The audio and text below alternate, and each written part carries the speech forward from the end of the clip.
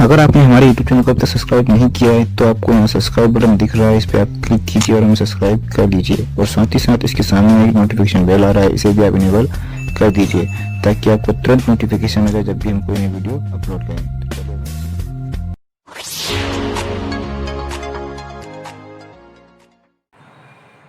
प्यारे बच्चों, आज हम जीएस की एक नई श्रृंखला की शुरुआत करने वाले।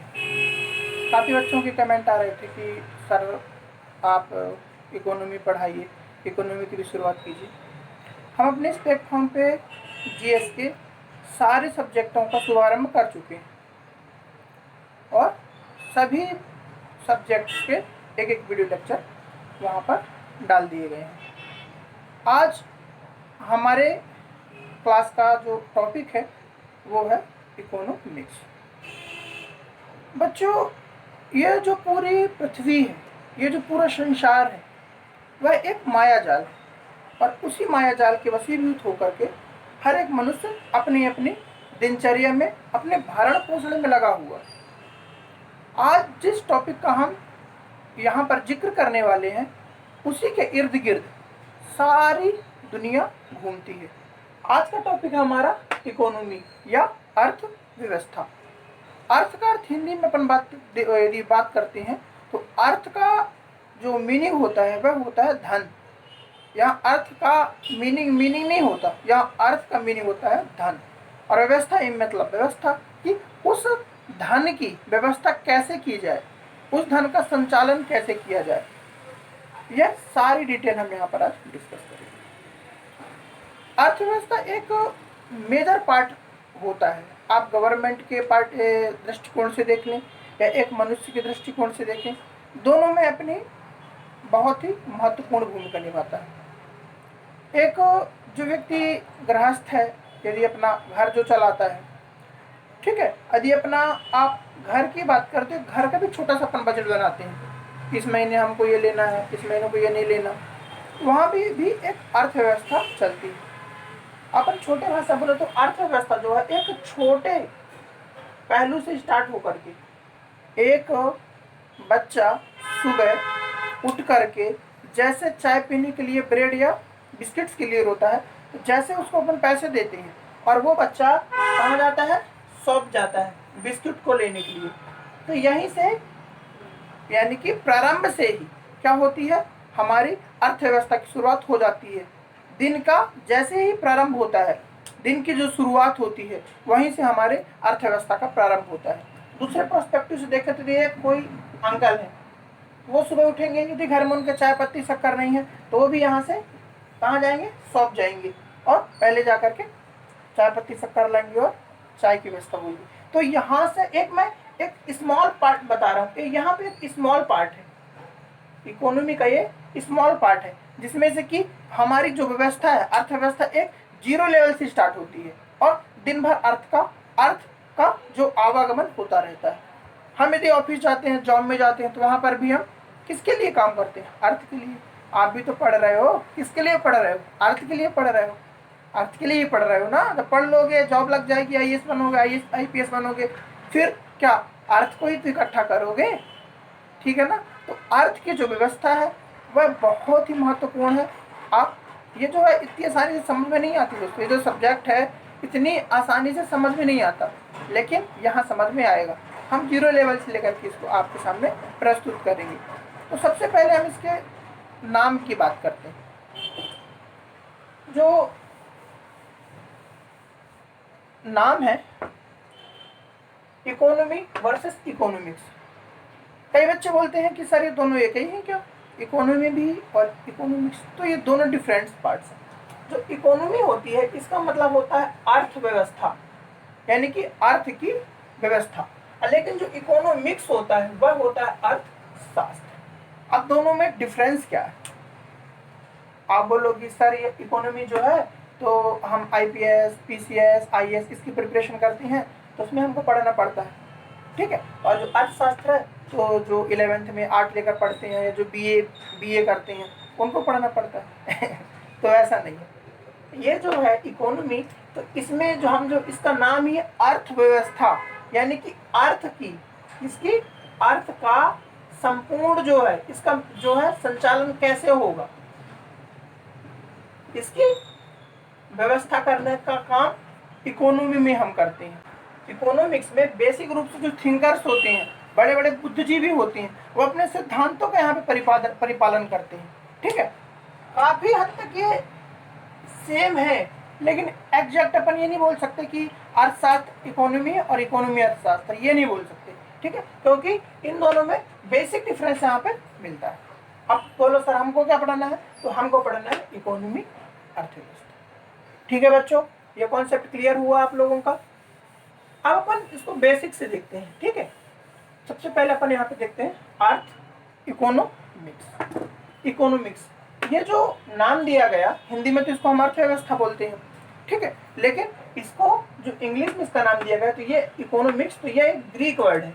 इकोनॉमिक्स जो है ये कौन सा वर्ड है, यह एक ग्रीक वर्ड है, जो कि किससे निकल के आ रहा है, तो ये निकल आया है ओइकोनोमिया। ग्रीक वर्ड क्या है, ओइकोनोमिया, उससे निकल के आया है इकोनॉमिक्स।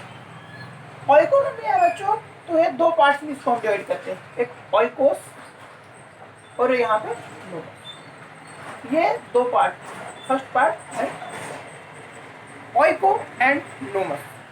ओइको का अर्थ होता है यहाँ पे हाउस होल्ड या फैमिली, यानी कि हाउस होल्ड या फिर फैमिली, यानी कि फैमिली से संबंधित यह शब्द है। और नोमस जो है, नोमस का अर्थ होता है यहाँ पर मैनेजमेंट, यानी कि मैनेज करना। यहाँ पे आपको कुछ क्लियर हुआ। बेसिकली अर्थशास्त्र जो है एक ग्रीक शब्द ओइकोनोमिया से उत्पन्न हुआ। ठीक, ओइकोनोमिया, ये ओइकोनोमिया शब्द जो है ओकस एवं नोमस दो ग्रीक शब्दों, ये है, ये भी कौन से वर्ड है, दोनों ग्रीक वर्ड, एक ओइकोस एंड नोमस। ओइकोस एंड नोमस, पहले का अर्थ क्या है, हाउस होल्ड और फैमिली, हिंदी में परिवार। ठीक है, गृह या परिवार, हाउस मीन्स होता है गृह यानी घर, तो गृह अथवा परिवार से संबंधित है। और नोमस का अर्थ है यहाँ पर मैनेजमेंट, यानी कि प्रबंधन करना।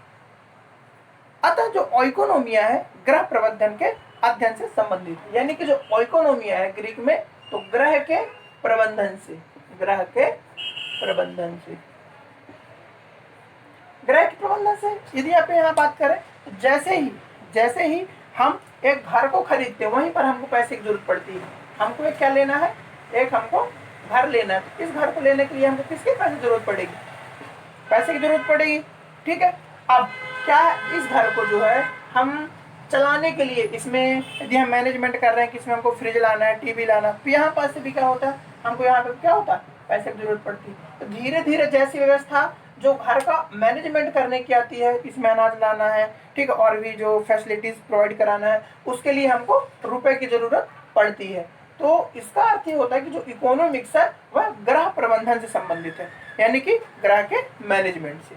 ठीक है बच्चों, आगे हम यदि इसको देखते हैं, गृह प्रबंधन जो है, जो इस बात का अध्ययन करती है कि किस प्रकार एक परिवार, गृह प्रबंधन से तात्पर्य क्या है कि एक परिवार, कोई भी एक फैमिली है, तो वह फैमिली अपने परिवार का, ठीक है, भरण पोषण कैसे करती है। देखो, दुनिया में दो प्रकार के व्यक्ति पाए जाते हैं, तीन प्रकार के। पहला होता है रिच, ठीक है, दूसरा होता है मिडिल, और तीसरा होता है पुअर।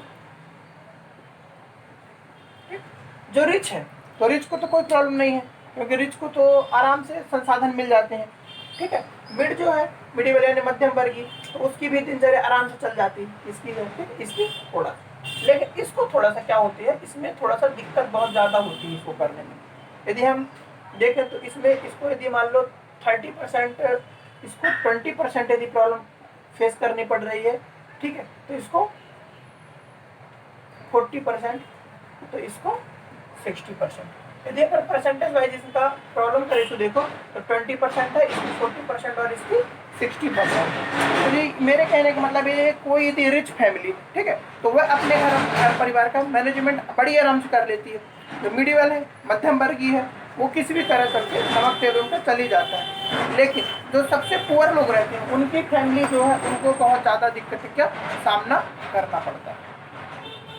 तो बच्चों, मेरे कहने का मतलब ये है कि एक परिवार क्या करता है, अपने सीमित संसाधनों का प्रयोग कर अपने खर्चों को पूरा करता है। देखिए, यदि हम रिच की बात करेंगे तो रिच क्या करेगा, संसाधनों का दोहन, संसाधनों का उपयोग ज़्यादा से ज़्यादा मात्रा में करेगा। ठीक है। मध्यम वर्गीय क्या करेगा, मध्यम मार्ग में। एग्जाम्पल, एक व्यक्ति जो रिच है तो जा करके 5 किलो आम खरीद रहा है तो मध्यम वर्गीय कितना खरीदेगा, 2 किलो। तो हम पुअर की बात करेंगे तो हो सकता है वो आधा ही किलो खरीदे। समझ रहे हैं बात। तो मेरे कहने का मतलब है कि एक परिवार अपने सीमित संसाधनों का प्रयोग करके अपने खर्चों को पूरा करता है। ठीक है। तो इसमें प्रायोरिटी किसकी हम करेंगे, पुअर, एक जो गरीब व्यक्ति है, क्योंकि सीमित संसाधन उसी के पास है।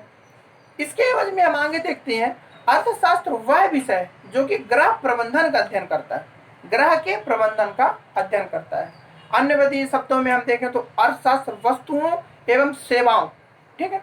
ये दो शब्द जो हैं बच्चों, इनको आप दिमाग में रख लिए। यहाँ पे लिख लो, यहाँ पे तो थोड़ा चमक रहा है, यहाँ पे लिख देता हूँ। ठीक है। गुड्स एंड सर्विसेज, ये दो शब्द आपको बिल्कुल दिमाग में लिख के रखना है, क्योंकि जब पूरी इकोनॉमी चलेगी ना, दो पूरी इकोनॉमी गुड्स एंड सर्विस के इर्द गिर्द घूमती है। तो जो शब्दों में अर्थशास्त्र जो है गुड्स एवं सर्विस के प्रोडक्शन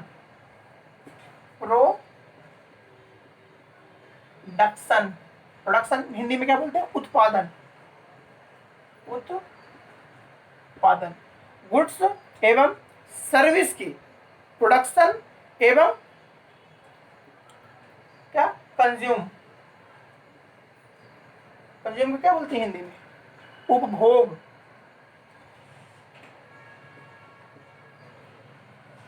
तो दूसरे शब्द में हम बोलेंगे कि इकोनॉमी जो है गुड्स एंड सर्विसेज, यानी कि इसको हिंदी बोलते हैं वस्तु एवं सेवा। तो गुड्स जो इकोनॉमी है तो वह गुड्स एवं सर्विस यानी वस्तुओं एवं सेवाओं के उत्पादन, वितरण एवं उपभोग की प्रक्रिया का अध्ययन करते, इसमें वितरण भी डाल सकते हैं। कहाँ लिख दूं, दिख रहा है, डिस्ट्रीब्यूट यानी कि वितरण। तो इकोनॉमी क्या है, गुड्स वस्तुओं एवं सेवाओं के उत्पादन यानी कि वस्तु को बनाना, उसका वितरण यानी कि उसको वितरित करना, और कंज्यूम यानी उपभोग करना यानी उसको उपयोग में लाने की प्रक्रिया का अध्ययन करता है। ठीक है। इसका अपन एक छोटा सा एग्जांपल लेते हैं, यहां समझते हैं।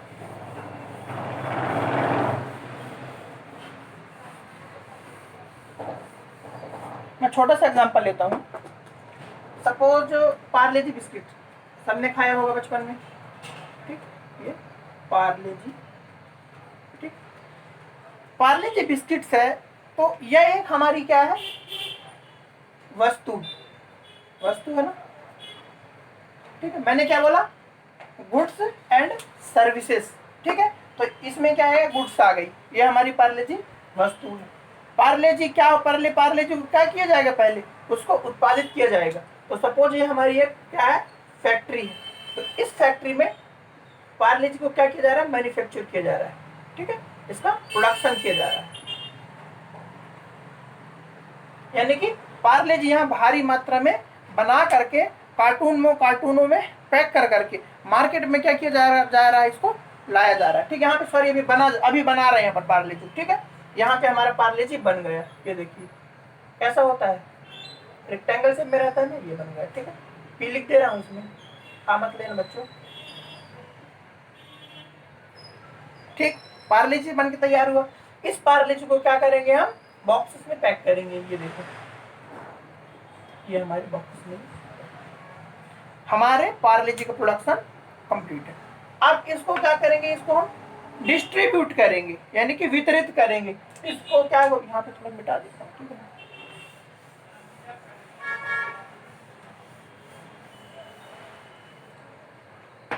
इसको क्या करेंगे हम यहाँ पर, अब इसको क्या करेंगे, रिटेलर में जाकर, जो छोटी छोटी रिटेलर की शॉप्स रहती हैं। ठीक है। इनको हम थोक की दुकानें बोलते हैं। वहां पर भी इस प्रोडक्ट को क्या कर दिया गया, गाड़ी से ले जा लिया गया, ये प्रोडक्ट यहाँ पर आ गए। यहाँ कौन सी प्रोसेस हो रही है, डिस्ट्रीब्यूट। यहाँ पे कौन सी हुई थी, प्रोडक्शन। अब हमारा जो पार्ले जी है प्रोडक्ट जो है बन गया, अब इसको डिस्ट्रीब्यूट कर दिया गया। डिस्ट्रीब्यूट जैसे यहाँ पे रिटेलरों में आएगा, अब यहाँ पे नीचे कहाँ आएगा, ये छोटी छोटी शॉप पे आ जाएगा। ये पार्ले जी हमारी छोटी छोटी शॉप पे, ठीक। इन शॉप्स में क्या होने लगा, इसका क्या होने लगा, वितरण होने लगा। अब एक बच्चा, आप जैसे बच्चों यहाँ पे जाओगे, भैया पार्ले जी दीजिए। अब ये पार्ले जी आपके अंदर पास आया, आप लेके आए पार्ले जी को।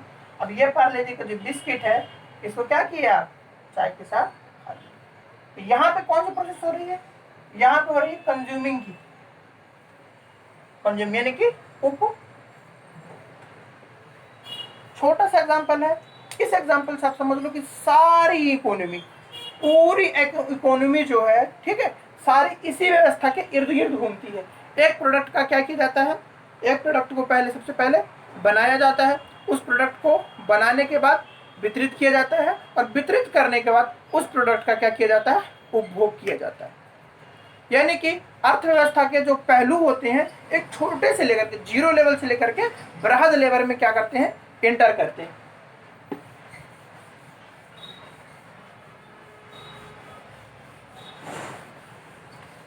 इकोनॉमी की जो विषय वस्तु होती है, वह गवर्नमेंट का भी इसमें क्या होता है, इंपॉर्टेंट रोल होता है।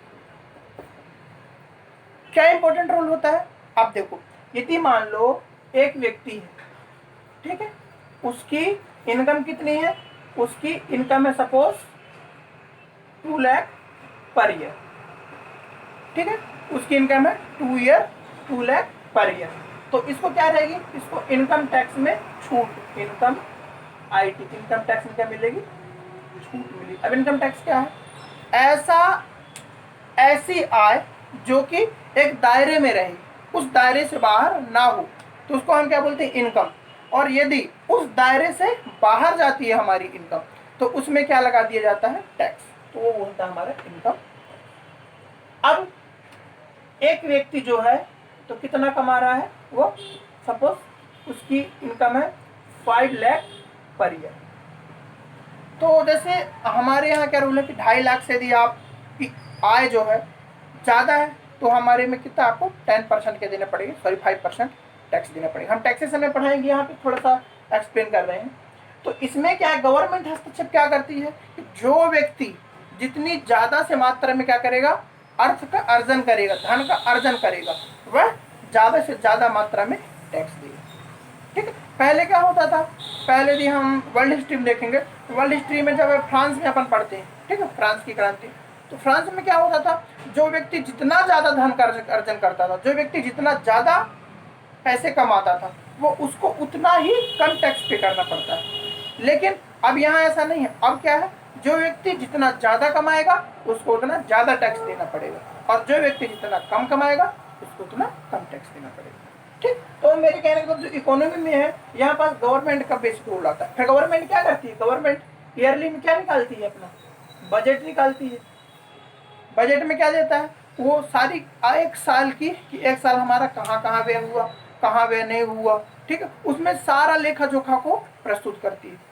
एक हम आम व्यक्ति की बात करें, एक व्यक्ति जो है जो अपना घर चला रहा है, ठीक है, एक व्यक्ति जो है, आम व्यक्ति जो है, जो उसकी फैमिली में कितने लोग हैं, सपोज 4 लोग भी, तो वो भी क्या बनाता है, बजट बनाता है। कभी कभी आपने सुना होगा, यदि अपन पापा से अपन बोलते हैं कि पापा जी हमको इस मंथ आप मोबाइल स्मार्टफोन दिला दीजिए, या फिर कपड़े दिला दीजिए, या फिर कुछ भी दिलवा दीजिए, तो क्या कभी कभी पापा जी लोग क्या बोल देते हैं, नहीं बेटे अभी रुको, अभी इस मंथ जो माह का हमारा बजट है थोड़ा सा गड़बड़ चल रहा है।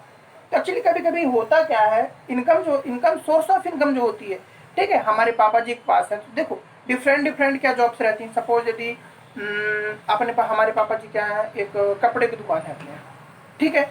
अब हम पापा जी से ऐसे समय पे बोलते हैं जब उनका व्यवसाय चल नहीं रहा होता, कि हमको ये दिलवा दीजिए, ठीक, कपड़े दिलवा दीजिए, स्मार्टफोन दिलवा दीजिए, बाइक दिलवा दीजिए। पापा जी क्या बोलते हैं, नहीं बेटे अभी रुको, अभी बजट गड़बड़ है। ठीक है ना। उसमें क्या, इसमें भी बजट क्या ही आता है, उनकी जो अर्थव्यवस्था है सुचारू रूप से चल नहीं रही होती है, इसलिए रुक जाते हैं। और सबसे मोस्ट एग्जाम्पल आप यदि गाँवों में देखे होंगे तो गाँवों में जिस साल फसल अच्छी आती, सपोज अच्छी मान, जैसे अभी कौन सा महीना चल रहा है, जून का, इस साल जून का महीना अच्छा आ गया, ठीक, अच्छी फसल हो गई, ठीक है। इसके बाद जो अभी खरीफ की फसल होगी, खरीफ के बाद रबी की फसल जो आएगी, ठीक है, रबी की फसल भी अच्छी हो गई। अब क्या करेंगे, बोले अच्छी फसल आ गई, अब क्या करें, अब बेटी की शादी कर दो। एक किसान को, क्योंकि देखो किसान का जो सोर्स ऑफ इनकम होती है वो क्या है, कृषि, एग्रीकल्चर, एग्रीकल्चर से जो भी उसको इनकम मिलती है उसी से क्या करते हैं वो अपना दिनचर्या जो है, अपना पूरा भरण पोषण और भी जो उसके एक्सपेंडिचर होते हैं उनको करता है। तो जब यदि फसल ज़्यादा आती है तो क्या करो, बच्चे की शादी कर दो, बच्ची की शादी कर दो, और भी जो मतलब उनको लेना रहता है तो वो उसी समय पे लेते हैं। इसलिए आपने देखा होगा जो गांवों में मेले लगते हैं प्रायः, तो मेले कब से लगते हैं, जब रबी की फसल आती है, क्योंकि रबी की फसल से क्या होती है, जो जो किसानों को उनकी क्या हुई, अच्छी खेती हो गई, खेती से उनको सोर्स ऑफ इनकम अच्छी मिल गई। जब उनके पास अच्छे पैसे होते हैं तो बोले मेले लगा दो, पैसे हैं तो अच्छे खर्च हो रहे हैं। और जो अपना जो खरीफ की फसल के बाद करियर होता है, तो यहाँ पे भी जो बच्चों की पढ़ाई लिखाई, यदि अच्छी फसल हो गई, चलो बेटा तो इंजीनियर कर ले, इंजीनियरिंग कर ले, यदि फसल नहीं हुई तो तुमको BA BSc से काम चलाना पड़ेगा। ऐसा ही होता है, क्योंकि देखो किसान को, इसलिए तो हमारा जो देश है, हमारे देश की जो इकोनॉमी है कैसी है, कृषि, हमारा देश ही कृषि प्रधान देश है। यानी कि हमारे यहाँ का जो 60 से 70% जो आय है कहाँ से आती है, एग्रीकल्चर से आती है, समझ रहे हैं। तो इकोनॉमी है, इकोनॉमी के जो प्रोस्पेक्ट्स होते हैं विभिन्न प्रकार के होते हैं, तो आगे से अपन इकोनॉमी ही पढ़ेंगे। इकोनॉमी के जो कुछ सिद्धांत हैं, विभिन्न प्रकार के सिद्धांत हैं, ठीक है। इकोनॉमी में हम बहुत सारे कॉन्सेप्ट भी देखते हैं।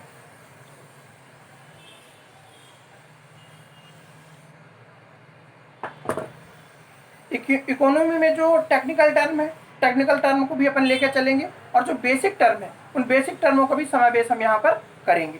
सबसे पहले अर्थशास्त्र को 2 भागों में डिवाइड किया जाता है, ठीक है। एक होता है माइक्रो और दूसरा होता है मैक्रो। एक होता है माइक्रो और दूसरा, इसको बोलते हैं व्यष्टि अर्थशास्त्र हिंदी में, इसको बोलते हैं समष्टि अर्थशास्त्र। जो इकोनॉमिक्स है उसको 2 पार्ट्स में डिवाइड किया जाता है, एक व्यष्टि अर्थव्यवस्था और दूसरी समष्टि अर्थव्यवस्था। तो इसको हम देखेंगे अगले लेक्चर में, ठीक है बच्चों, क्योंकि वीडियो ज़्यादा लंबा हो रहा है। तो अब इकोनॉमी की जो क्लास नेक्स्ट होगी उसमें हम इन दोनों बिंदुओं पर चर्चा करेंगे और डिटेल से चर्चा करेंगे, क्योंकि ये दोनों पार्ट यदि आपके समझ में आ गए, इकोनॉमी के जो कंपोनेंट होते हैं, मेन कंपोनेंट होते हैं माइक्रो इकोनॉमिक्स और मैक्रो इकोनॉमिक्स, तो आपके जो भूमिका जो रहेगी, आपका जो बेस रहेगा बहुत ही तगड़ा हो जाएगा इकोनॉमी में, ठीक है बच्चों। तो नेक्स्ट क्लास में हम इन विषय वस्तुओं को डिस्कस करेंगे। तो बच्चों कैसे रही आज की क्लास, मज़ा आया? यदि आपको मज़ा आया हो, अच्छी लगी हो, इस वीडियो को लाइक ज़रूर करके जाना है आपको, ठीक है बच्चों, इसको लाइक करो। और जो आपको डाउट हो, जितना मैंने आज पढ़ाया, तो जो भी इसमें आपको डाउट हो तो कमेंट में मेंशन जरूर करें कि सर हमको ये समझ में नहीं आया, ठीक है बच्चों। तो मिलते हैं नेक्स्ट क्लास में एक नए लेक्चर के साथ, जहां पढ़ेंगे माइक्रो एंड मैक्रो इकोनॉमी, ठीक है बच्चों। तो अब हमें विदा दीजिए, मिलते हैं नए लेक्चर में।